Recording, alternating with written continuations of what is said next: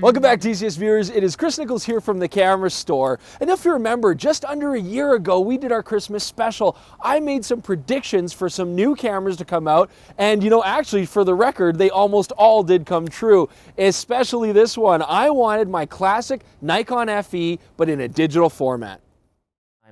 I've been harassing Nikon for years and years and years to make a camera this design, but with a modern digital sensor to bring it into the modern era. And I can promise you Nikon is sick of me by now. So dear Santa, please bring me a digital FE for Christmas.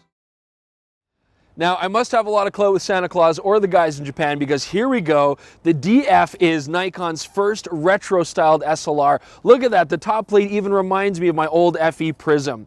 Now, here's the thing, guys. This is very early. We're getting this early for you. This is pre-production. We cannot shoot photos on this, but we have a workaround. It's the same processor and sensor as the Nikon D4. So as we go through today's shooting photos, it will say Nikon D4. That's what we're shooting on, but it will be the same on your DF.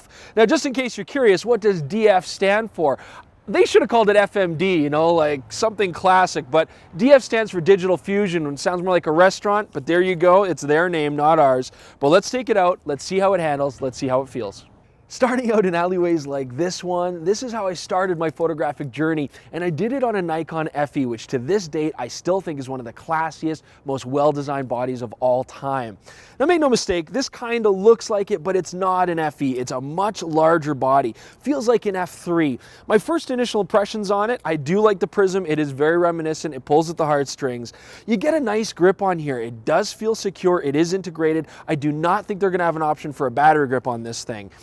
Dials, we're going to talk about those next. There's a lot, and it's a big part of this camera. Now, looking at the controls and dials here, we do have an interesting fusion between new and old, okay, for sure. First off, shutter speed dial. I do love it. It's like your classic full stop shutter speed dial. Hits 4,000th of a second, just like an FE2 or FM2. And you've also got this third step increment option. Now, what that does is let you go back to using a traditional command dial. It's a nice novelty that you can use both. Bulb, time exposure, they're all there.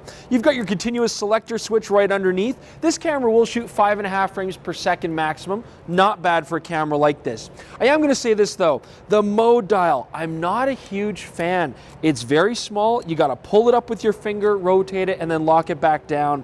It's almost like an old ISO switch on an FE, but I do find it a little bit hard to grab. It's not something you're going to be able to change quickly.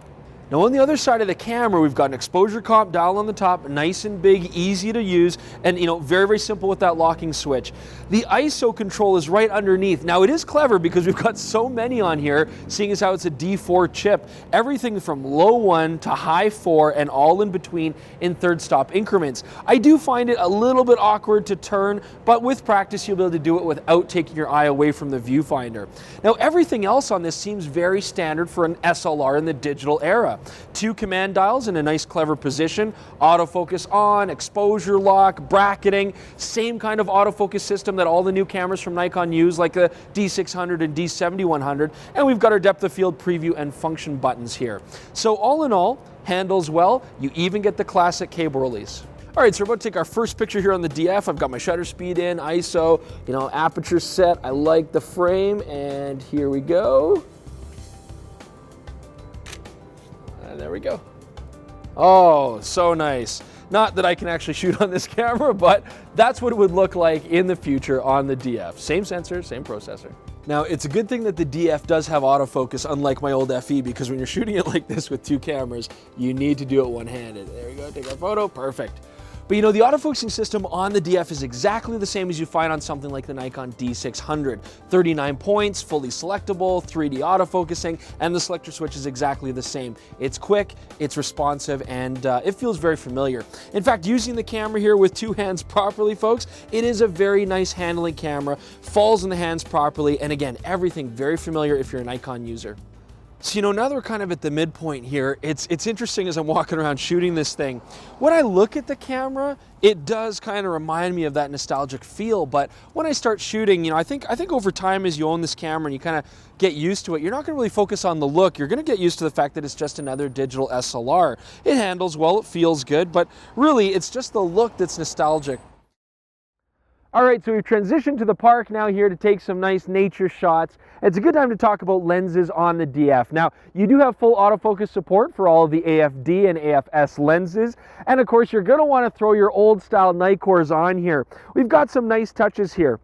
Now, when it comes to using classic AI and AIS glass, like this 55 micro here, you've got basically the same setup that you use on a lot of the other Nikon bodies. Assign a lens number, focal length, maximum aperture, and it's gonna couple beautifully with our aperture ring right here. But you can also flip it up and use one of the other features that is unique to the DF. We also have support for older non-AI lenses using the rabbit ear systems here with no coupling here. Well, what this lets us do is pretty simple. We assign the number as normal, we tell it it's non-AI, we set the aperture on the command dial and set the same aperture on the lens, and now, although it's a slower process, you do get metering. It works great, it's better than nothing. Now, one other thing to note while we're talking about lenses here, the DF does come with a brand new 50mm 1.8 G lens. Now again, I'm not allowed to shoot on this here, guys. It looks a lot like a standard G lens. We have this nice silver ring on here. They have said and told us that it is specifically designed for this camera. Now again, I don't know if that means just a cosmetic change or if there's something optically different. It looks a lot like the standard G lens, but it is brand new, and in Canada, this is the only way to get it, body and lens combined as a kit. All right, now I know, of course, I'm shooting on the D4 here with the ancient AI glass, got the 18mm f4 here, really nice lens. You know, it brings up an interesting point that I've been thinking about. Now, a lot of people are gonna wonder, why did they put a D4 sensor into the DF? Why not a D600 or D800 sensor? You know, these larger megapixels. I don't know. I mean, again, you gotta remember, this is one of the main selling points of the DF. You are getting a fairly affordable camera system with an amazing sensor, the best low light performance still of any full frame. 16 megapixels is plenty. And honestly, if you're gonna use a lot of the old AI glass for nostalgia, lower megapixel probably is better too. I don't know if these lenses are really going to resolve that well on 24 or 36 megapixel sensors. So all in all, remember, the DF is giving you a very advanced state-of-the-art sensor. That is a big selling point, and you don't have to spend $6 grand to get it. All right, so just some other observations I'm noting here. We're going to use the Nikon NEL 14A battery in this camera, I guess because they didn't have space for anything bigger on that, but it should work well. The viewfinder is nice, very usable, 0.7 magnification, 100%, pretty standard full frame, and we've got the grid system in there. You know, what's funny though is unlike the old cameras, we don't have interchangeable focusing screen options here. It would have been nice, you know, if we get like a split prism or something like that, or a micro prism kind of old school finder in there, but that's their choice. Viewfinder as well, nice and big and bright, but we don't have a close for when we're doing nighttime photography. You know, you step away, you have a light source going in the back, it's gonna mess up your metering. That would have been a nice feature, you know, just a little flicker switch, especially considering that the D4 sensor really is at home in nighttime photography. Otherwise, the camera body is weather sealed. I always like that. It's rugged. I didn't expect that, honestly, in a retro style camera like this, so it's a nice touch. You know, it's a funny kind of thing that if we were to just chop off the top of this camera, you would get rid of all the retro stuff on it. I mean, otherwise, from the top plate down, this thing is just a standard DSLR. In fact, our live view has one of the most advanced systems I've ever seen, considering that it is such a retro camera. We've got great grid lines here for architectural work. We've got rule of thirds as well here. One of the coolest levels I've ever seen. It's like flying an airplane. This will occupy you for a few minutes at least.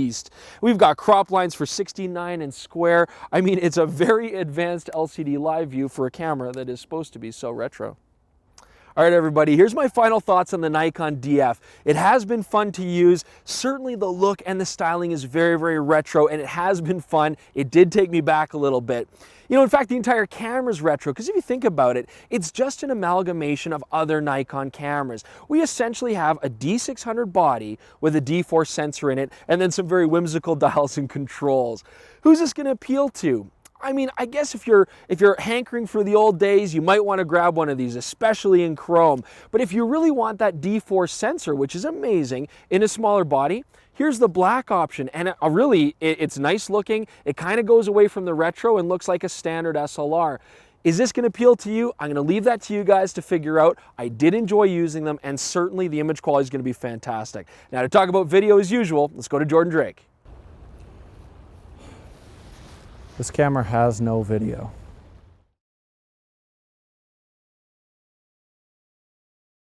All right, all you purists who don't want video in your camera, I found a workaround with this thing. It has an intervalometer. I can build a time lapse. That's video. I could put it on burst mode. I could shoot it. I could print it. I could make a little flip book, a little animation. That's sort of video. And also, I could stick an Atomos Ninja on this thing, record the line out. I don't even care if it's clean. I'm just doing this to spite you. I can get video off of this thing. So all you people who are saying, oh, I don't want a camera with video, I'd buy one if they didn't put video in it, this camera's out, put your money where your mouth is.